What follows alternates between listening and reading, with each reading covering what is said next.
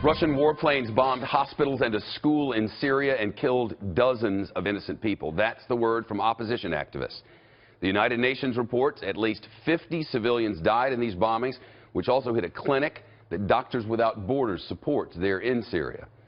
A spokesman for that group said it looked like the attack was deliberate. A U.S. military official said the coalition was not carrying out airstrikes in that region. He blamed the Syrian government and its supporters. This all comes after the diplomats from Moscow and the United States brokered what they've called a cessation of hostilities in Syria's civil war. It's set to begin later this week.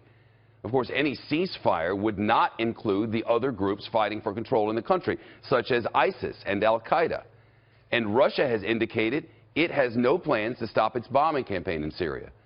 Secretary of State John Kerry has admitted that Russian airstrikes have largely been supporting the Syrian leader Bashar al-Assad. Remember what this is.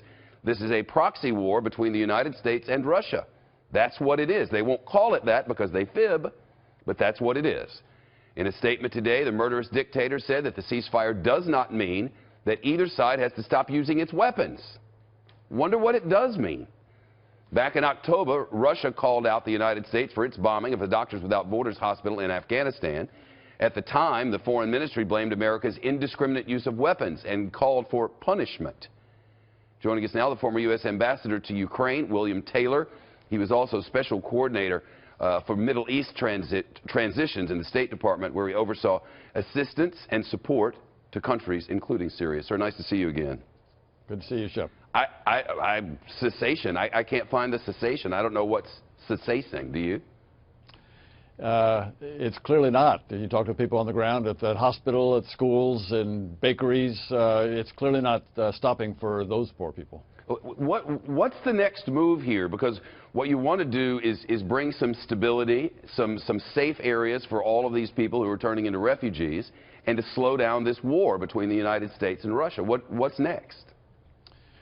You're exactly right. When Mr. Putin puts pressure on refugees by bombing civilians, he threatens Europe. By the attacks on civilians in Syria, Mr. Putin can attack the unity of Europe. The unity of Europe has surprised him in that the Europeans have stuck with the Americans to keep the sanctions on, and his economy is cratering. He needs some relief, and he's not getting it. And on the other side of that, what do we need? We need him to give up on Bashar al-Assad.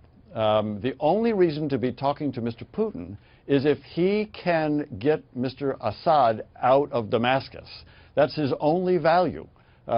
His military is going in the opposite direction. So talking to him is not getting us where we need to be. Is there value in the United States stopping the fibbing campaign and going ahead and admitting publicly what the whole world knows, that this is a proxy war between the United States and Russia?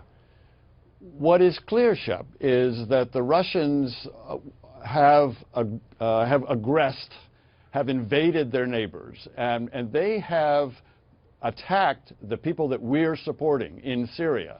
So the Russians are clearly on the other side of Ukraine, where we are trying to support a democracy. They're on the other side of the Syrian opposition that are trying to establish a democracy without Bashar al-Assad.